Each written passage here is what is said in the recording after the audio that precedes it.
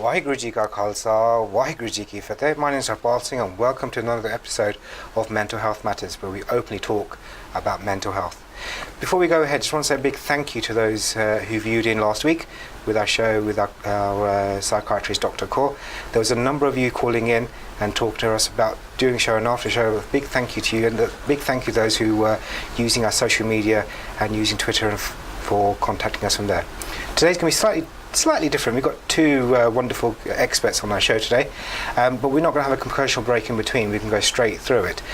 Each week we're going to have different topics, and this week's topic is going to be stress and depression. Before we go ahead, just to let you know, we'll be taking live calls in the second part of the series of the show, and I'll let you know from there. Our first guest today we've got is a exercise psychologist. He's done quite a lot of wonderful work. I'd like to introduce a warm welcome to Sanchez Bailey. Good evening. Thank you for having me. Thank you. Pleasure to be here. Thank you. And the next person we've got today, one wonderful guest today, is someone who is a specialist counsellor who works for CEDARS, and he goes by the name of Dominic Clem. Hi. Good evening, everyone. I'm pleased to be here. Thank you for having me. And so I'm going to start off, we're talking today about stress and depression. So Dominic, just going to start off with you. What is stress? Oh, okay. Stress is how your body reacts. It's I will say that sometimes we speak in the context that sometimes stress is negative, but you have positive stress and negative stress, but it's our body response to stressors or to things that create some taxing demand. So yeah, that's so Dominic, tell us a bit about yourself. What do you do? How things are? Oh, okay. I'm a counselor, specialist counselor at CEDARS. So CEDARS is a community drug and alcohol recovery service. So we work with people who have problems with substance misuse, as well as drug and alcohol misuse or problem. We also have work with military veterans, and so with that problem as well as we also see perpetrators of domestic violence. All right. So we help them in terms of anger management. We do have a recovery cafe for those who may have issues with mental health crisis. All right. So on the, let's say, those who experiencing it or those on about to experience it. So it's alternative, clinical alternative, non-clinical alternative to help people to at least understand or see the symptoms and manage them. Yeah. And whereabouts are you based? We're based in Merton, but we cover 5 boroughs. So Merton, Sutton, Wandsworth, Kingston and Roehampton. Okay, so covering quite a lot of boroughs there. So you do quite a lot of work with the veterans, you do domestic violence, and you've got the drop-in service in the clinical cafe. Yes, that's and right. Also we help social work students if they have their placements, educational support. Wow, we've really, guys, today we've really got someone who's an expert in it. Sanchez, not to leave you behind, but what is an exercise psychologist? So I work with a well-known football team, and I work there as a sports psychology consultant. Okay. So I work alongside the coaches in order to develop mental toughness. So I do that by doing workshops, I do one-to-one sessions, all with the aim to build them and make them prepared for all the pressures that are, surround an athlete. And so I do that as well as the exercise side as well. So I work as a physical specialist, and so I help an individual get motivated, stay motivated, and really focus on the role that exercise has in mental health. Seems like both of you going through a very stressful job. How do you guys manage it?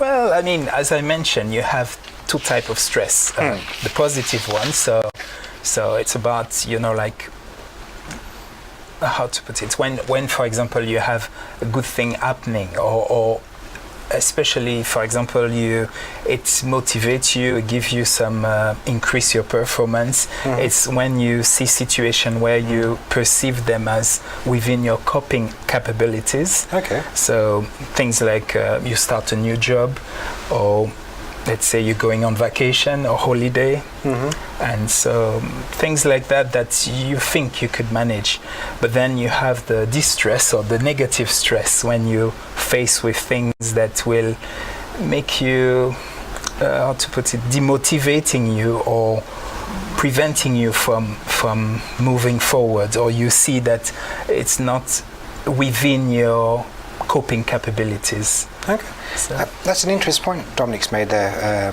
viewers, that there is a positive stress and a negative stress. Something I wasn't too sure about, but the way Dominic's mentioned it here, how it helps motivate and demotivate you, the stress can be... Sanchez, is that true?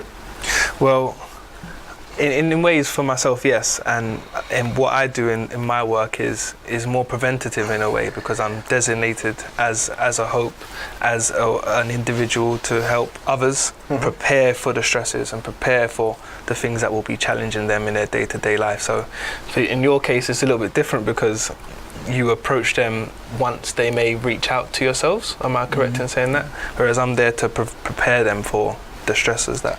So how is mental health and stress and depression evolving in sports? Well, it's very prevalent right now, and so firstly, life as an athlete is very tough, right? You have the pressures to perform at the highest level on a day-to-day basis.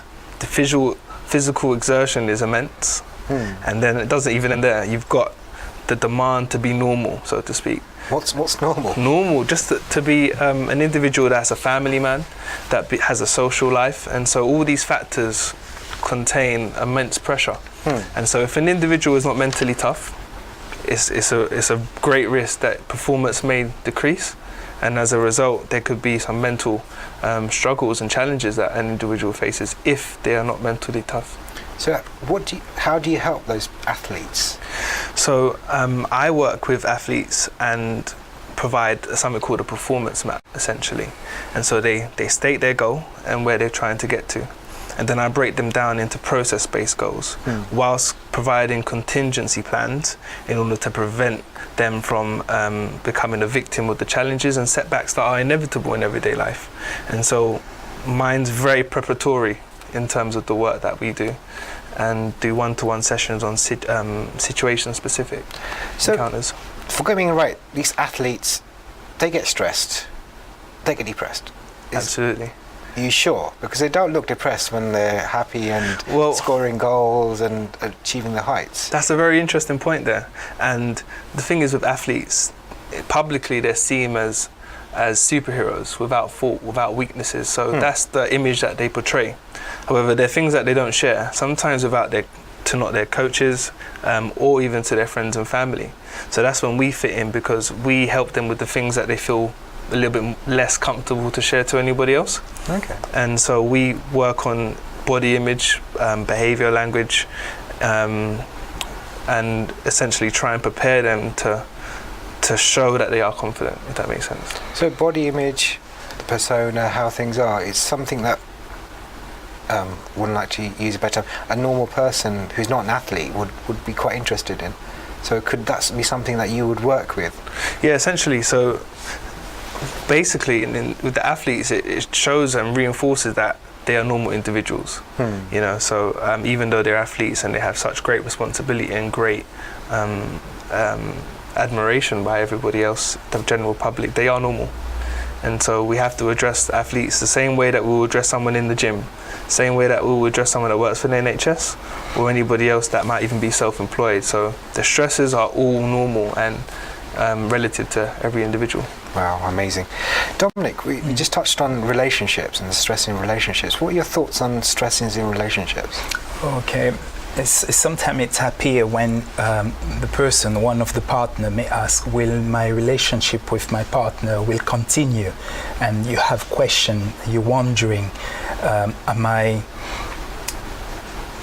is it going to work, or is it forever, or those it's questions like a doubt thing, isn't it? Yeah, so to help, I will say that think about commitment or ask question.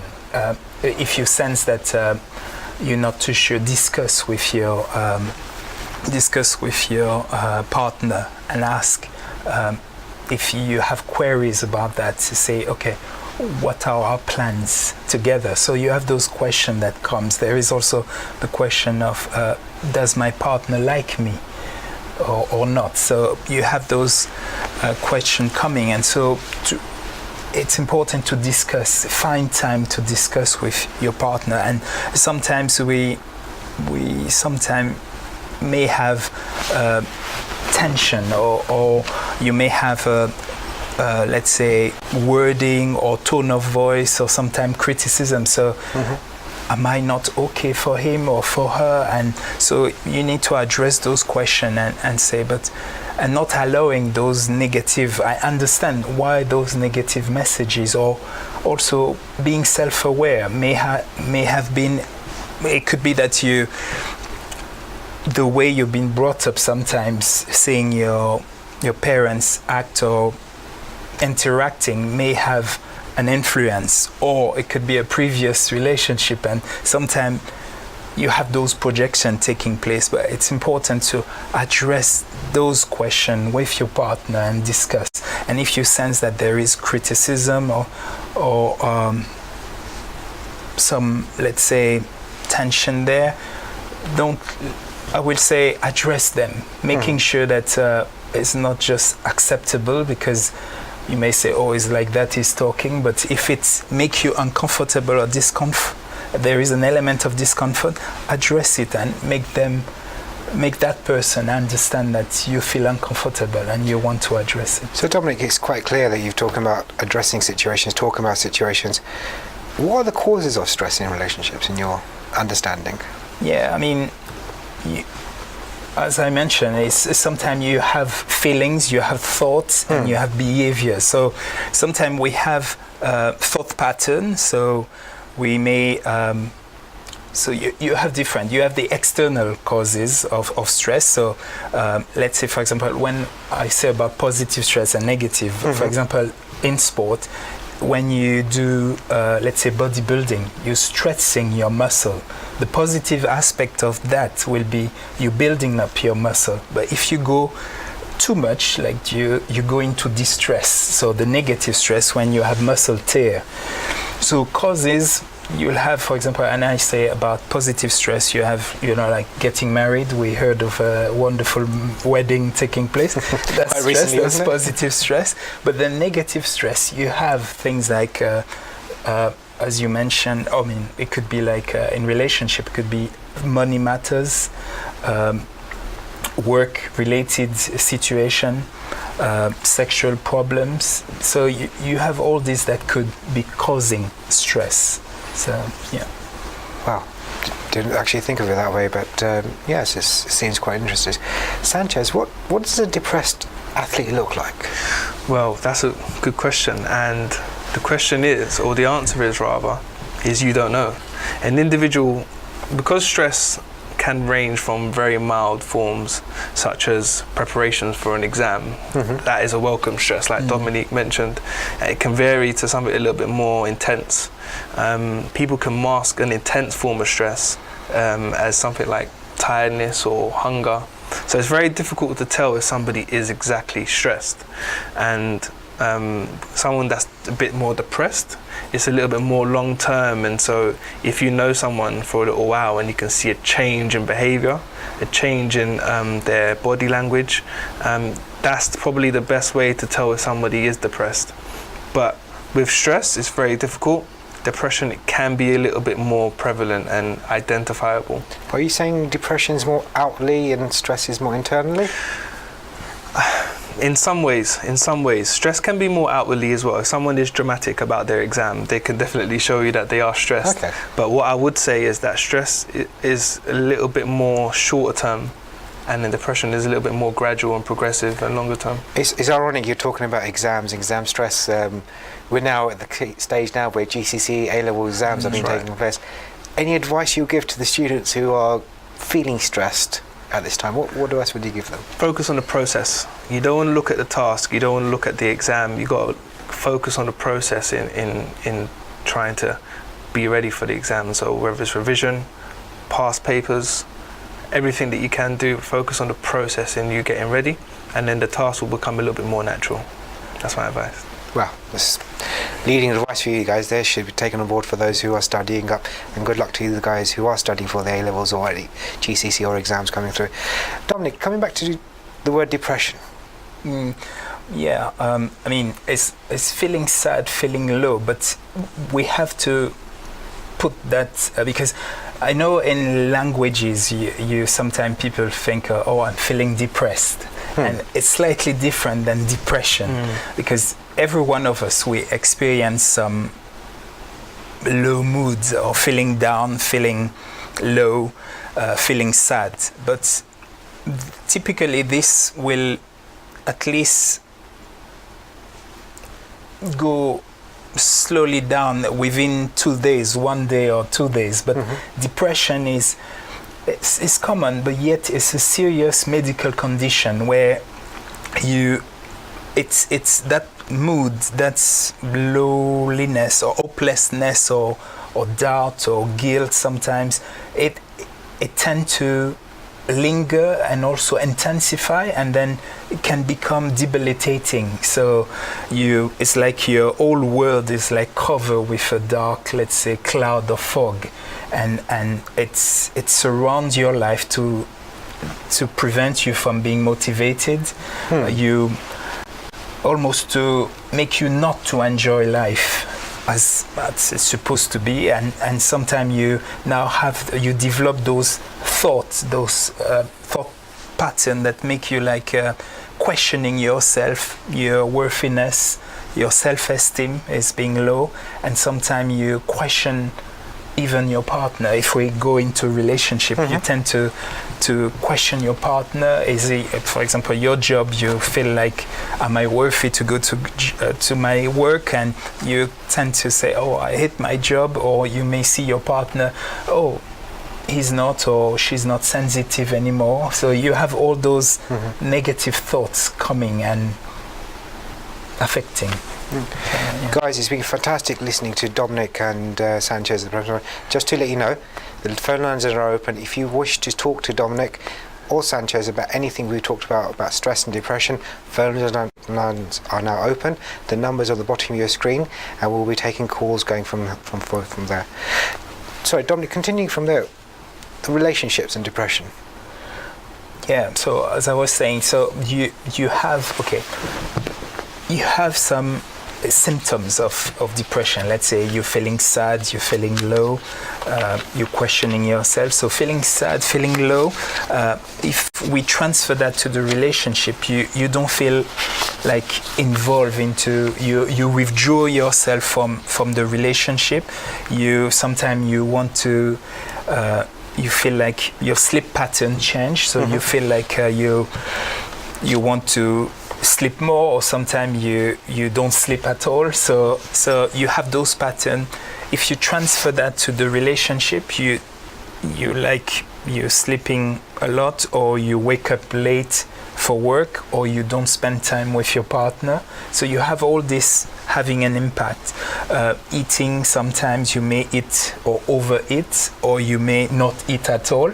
So you have this element of binge eating, or you fall into alcohol or drugs, and the time spent to those destructive behaviors, it's removing the time for your partner or your. Yeah. So the time that you spent being in a state is quite detrimental to the relationship. Yeah.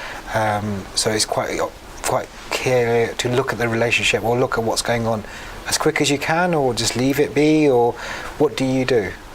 I mean, it's important. The quicker, the better, I will say. I mean, in the sense that especially if you sense that your partner may go in that low element, or sometimes, because sometimes you may have situation where for the usual thing that you will see happiness, you see now vexation, frustration, maybe you put something on the table and the person just bursts in a rage or so you have those tension taking place. So it's important to address it with the person, but also if you sense that it's deeper, call the GP or speak with a mental health professional just to sense the diagnosis, I would say.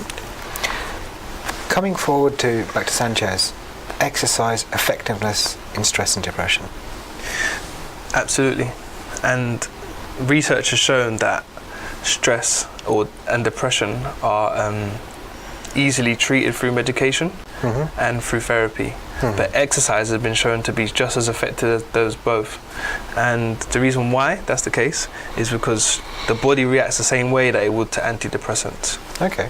How's that? So we all have chemicals in our body, and so some encourage happier thoughts and feelings, and by taking medication it increases the amount of those chemical in our bodies known as serotonin, and by exercising you actually develop those feelings and those chemicals in our bodies, and actually creates a bit more of a feeling of happiness, a bit more feelings of calm, allows you to take your mind off things, allows you to breathe and regulate your breathing, because that's very important.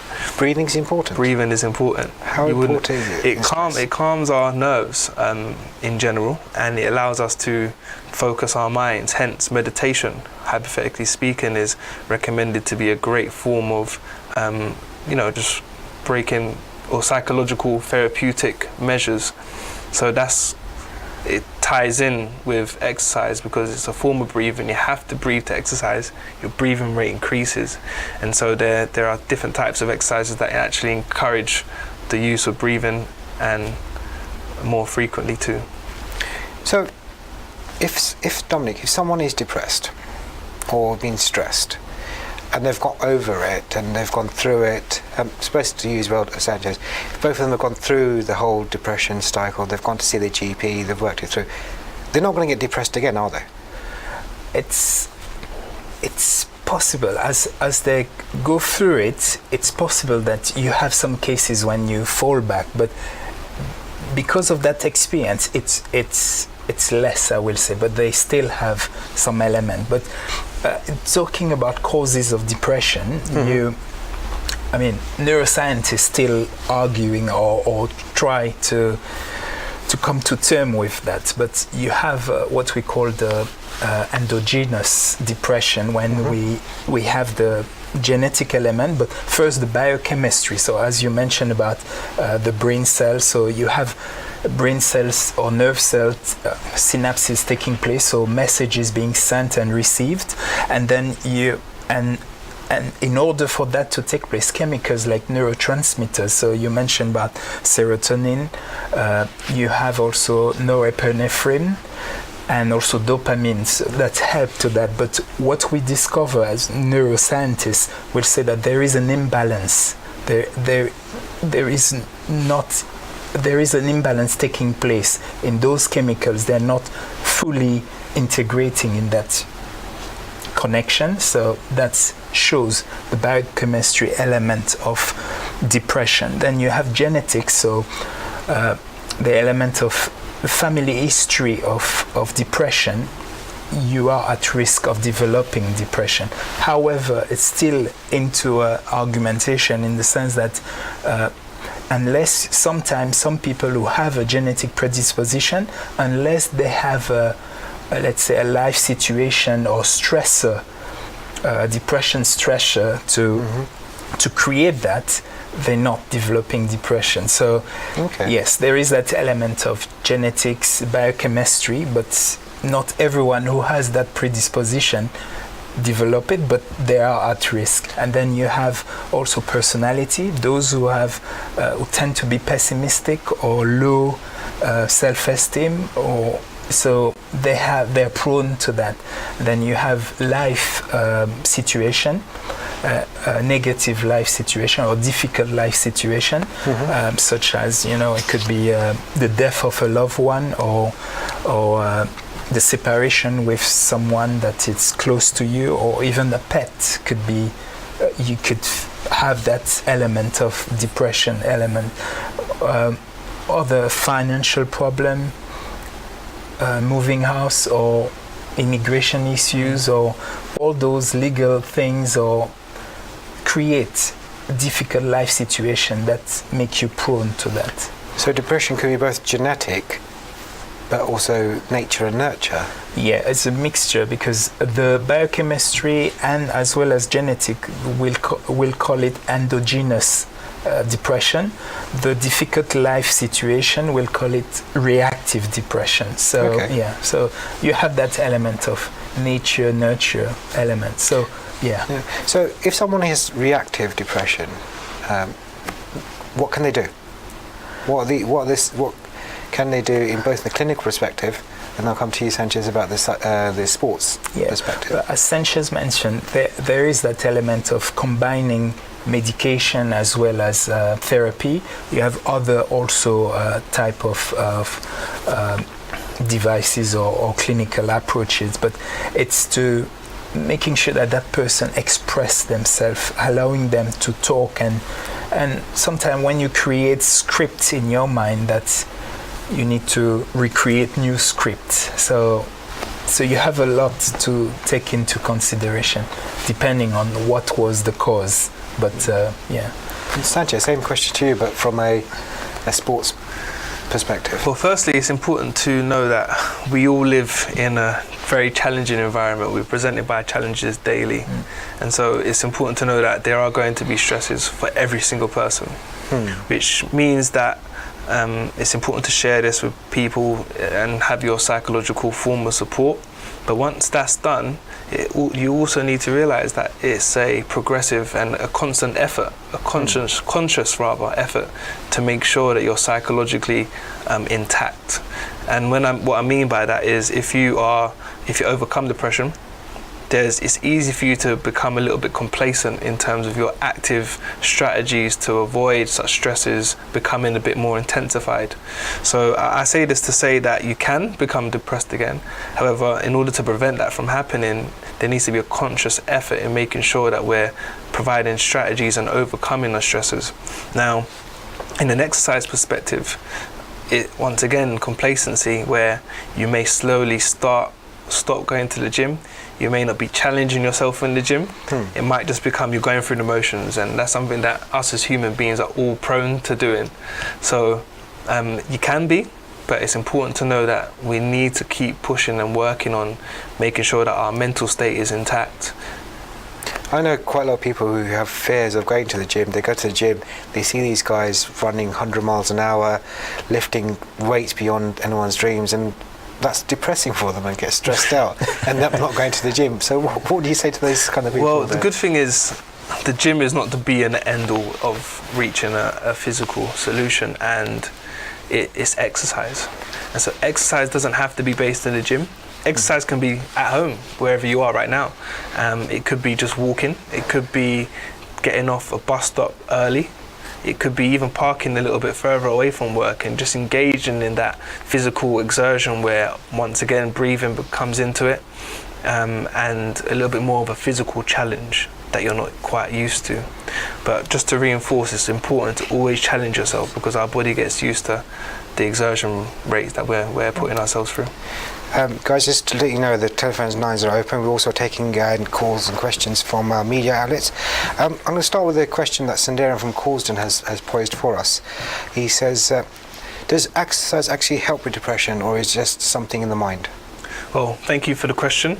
And so exercise, both, essentially. It's not just for the mind, but essentially, in order for you to be depressed and for you to overcome depression, it has to come through the mind. And so exercise is a great form. And as I mentioned a little bit earlier, my man, is that exercise actually produces the chemical balance, produces the same amount of chemical activation as antidepressants would. That's what research has revealed and supported. So exercise is very important, and it's not just in the mind, but it starts from the mind. Yeah, and in relation to that question, we need to avoid that cycle that you feel low, you sometimes fall into sedentary elements, so you build up into eating late or eating things and you're not exercising, so you need to break that cycle. Please talk to me more about the cycle. It sounds interesting. In the sense that there are some patterns. For example, we talk about fear. The fear, when you're not recreating your script, you fall into that pattern. So the cycle, how to put it? I'm sorry about that. I'm thinking through. The cycle of the fear. So you have a thought, you have a feeling, and that then comes into. Yeah. So you have your fear, you have the feeling, the thinking, and then the behavior. Okay. So you have the initial thought. Yeah. Then you have that feeling. Then you have the bodily sensation, and then you have the after effects of that. Is that right? Yeah. So you need to, as Sanchez was saying, to kind of stimulate yourself to change, to break it.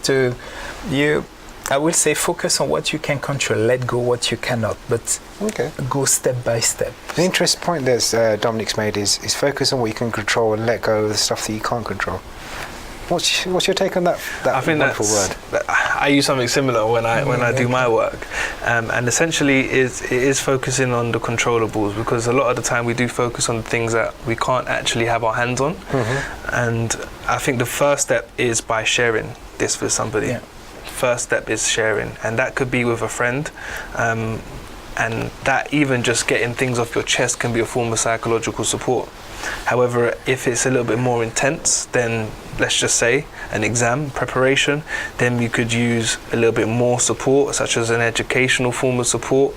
And if that intensifies, like for an example, you failed an exam and you feel like you're a failure, and you feel like, you know, the world is gonna be coming down on you, then it'll be great to seek psychological support. So there's so many versions of support where you can actually overcome the troubles that are set to you on the daily. Yeah, if I could add on the example of the exam, it's to avoid procrastination. So try to plan, because if you fall into procrastination, you stretch yourself more. So for those viewers at home, what is procrastination? When you leave things for the last minute, so try to plan ahead, and so at least you put some goals step by step and say, okay, I have that chemistry exam, so it's maybe on Thursday, so let me at least put some of my notes on the Monday and then read certain chapters, and I've got another message on social media from Deepa, from originally from Wales, now in North London. How do you motivate yourself to exercise or get things done when you're feeling low or too depressed to do it? Yes, it's a difficult one for someone to feel low and then want to exercise. So it's completely normal to feel that way.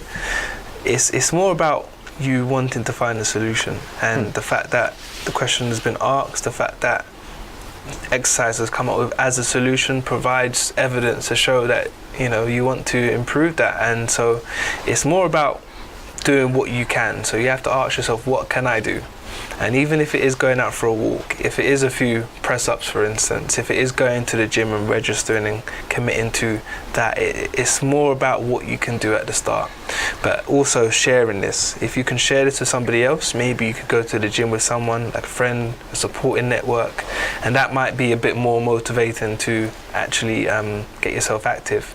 But I think overall, the take-home message for everyone today is to share this with somebody, and then we can work on providing the adequate support. And it could be with a specialist such as ourselves, but it could even just be as simple as telling a friend. So I've got a lot of people fearing talking to people about what's going on, especially with stress and depression, especially in the BME community, where talking about the problems or issues can be quite difficult. Absolutely. Well, I also mentioned earlier that athletes are seen as superheroes, and they don't seem to have any weakness. And I use that as an example to provide support, in that it's normal to feel like you can't share how you feel, because it does have a a trend in making it seem like you're weak.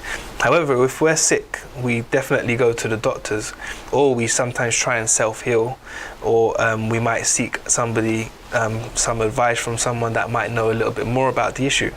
And so those are the steps that we should take for our health. Once again, we could self-heal, maybe develop a strategy such as revision. I use the exam a lot, so hopefully someone's watching who's got an exam coming. There might be a fair few of those. Yeah, I hope so. And so you might want to try and heal in a way. Then you might want to share with someone that knows a little bit more about what you're going through, or you might want to seek a specialist. And so those are the ways that you could definitely try and avoid it becoming long term. Dominic, got a question for you. Is stress a form of depression, or is depression a form of stress? And are they interlinked? They're interlinked in the sense that we will see stress they will see stress as lesser than depression in a sense, because depression is quite very intense and linger and debilitating, I would say. And also, as to your question, is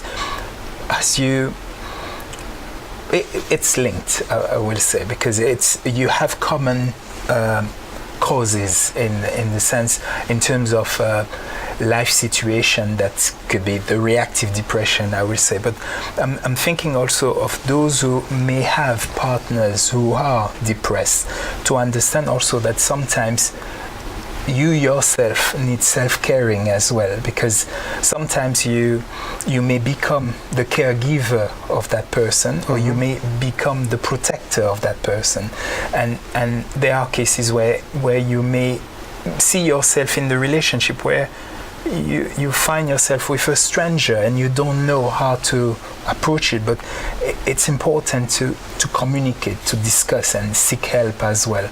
But so you have this into consideration. So, but also, just one thing to add is that sometimes you have people who are depressed and want to share, and the other person say, "Oh, I've been like that," or "I feel low as well." And sometimes, as you mentioned, it's more a serious medical condition. It's not just as feeling low. So the person depressed telling to someone else and say, "Oh, I'm really low," and thing, and the other person trying to share up and say, "Oh, I've been like that, come on, share up," and thing, and sometimes the person depressed may feel like guilty that they share, but also guilty that nothing changes. So that could be another way. Is you might sometimes go down to the pub and say, "I'm depressed," and this and the other, and they might give you a pint. Is that something that's there could be, I will say that the tricky bit of it is in terms of substance misuse, because you have situation where you will take that drugs or that substance or the drink things, and then you find yourself into more problem. It's substance misuse is a topic we'll be covering later in the show. Guys, just reiterate, the phone lines are open. Your questions are coming through thick and fast, so great. If you guys want to ring in, please look at the number below, 0121 543 0001. That's 0121 543 0001, and you'll come directly to our show. Kieran from London has just sent us a message. What should you do if you're able to recognise your depression day to day, but don't have the motivation to do anything about it? So probably more towards Dominic here. So I'll read the question out again. What should you do if you're able to recognise you're depressed day to day, or you've got depressive attributes, but you're not motivated enough to do anything about it? I would say thanks for the question, but it's a good step forward in the sense that you at least set yourself certain goals for the day, and then accomplish them step by step, and so that will stimulate that motivation, probably and surely, but you go step by step. As Sanchez was saying, is let's say, for example, you want to exercise and you usually take the bus. You could go station further just to walk and then get the bus compared to driving or so. But go step by step in your goals setting, I will say. And then it will help you also to rethink, saying, okay, sometimes you may think that, oh, I can do it, or I can do it. So let's see what we could break it down and then go step by step to accomplish. Okay. So break down the task and work on it. Hopefully, Kieran, that's answered your question. I've got another question from Minu from East London. And she goes, she knows someone who's depressed but doesn't want to be helped. What can she do, and what advice would you give to Minu to help that person? Not only just Minu, but someone else in that situation where you can see someone needs help, either a family member, a colleague at work, or someone that you're acquaintance with. What can you do? Sanchez, your thoughts? I think every individual works very differently, and so I think what it might be best for you to do is Minu, sorry, is to get in touch, and then we can find a little bit more about your friend, and then we can try and figure out if we can pinpoint ways that can accurately kind of trigger her, if that makes sense. So get in touch. So Dominic, just following off from that question for Minu there from East London, just if you see someone depressed, as an individual, can you get depressed from seeing someone depressed? And how does that affect on you? If someone does open up to you and tells you their life history and tells you what's going on, as a counsellor, how is it for you? Yeah, I mean, it's to acknowledge that the person seek help, and as they approach you already, they did a big step in talking to you. So it's important to be there with them, and then as they share their story, you go step by step into, depending on your approach, whether most likely you have the CBT approach or cognitive behavior approach, therapy approach, but also there are underlying issues that you have the person-centered approach or the psychodynamic approach, but it's to find those scripts from the person and then work them out as well to develop that, because sometimes it's that cycle when you're in that dark, let's say, cloud. It is to find the light. So as a counselor, you try to be at the level of the person and be in their world, but allowing them to make that change. But self-awareness is important as it stimulates that, it's starting that change process. Sorry, just a bit more information. What's self-awareness? When you're aware of your situation and it's your personal situation, and you now making plans to, with the help of others, to work things out. So it's being aware of yourself. Sanchez, just coming on to the sports and athletes and everyone from there, you must have cases where you've seen a gradual but a steady increase in people's motivation, reducing of their stress. Do you mind sharing with our viewers at home an example where you've had a great achievement with working with someone with some difficulties? Well, I'll give you a sporting one and then an exercise one. The exercise one refers to a lady, actually, and if you think about a lady that might be a little bit more overweight and they come into a gym which is full of macho and testosterone, can be quite an intimidating place. And so what I do is you have to make sure that they become comfortable and they feel confident and able to actually replicate some of the exercises that are in accordance to their goals. And so it's very progressive. You have to really start off very slow, very easy and subtle, and then before you know it, through exercise achievement, through goal achievement, she became very comfortable in the gym, and even to the point where she would even be exercising amongst the macho-ness. And so I'm not saying that everyone will be doing that, but it's progressive. You can't look at the end goal. You have to really focus on the small steps in order to achieve what you want to achieve. And also with a player, there are times when football or sport, whatever they do, doesn't become fun anymore. Really? Doesn't become fun because of the immense pressure that's involved with an athlete. There's a lot that goes on for them. So we have to work on ways for the sport to become fun, because essentially it's their job. And in comparison to everyday individuals, we can try and focus on ways that we can make those things become seem less of a chore, but more achievement-based targets. We've had another call just come through. Guys, if you do wish to come online, you can come online.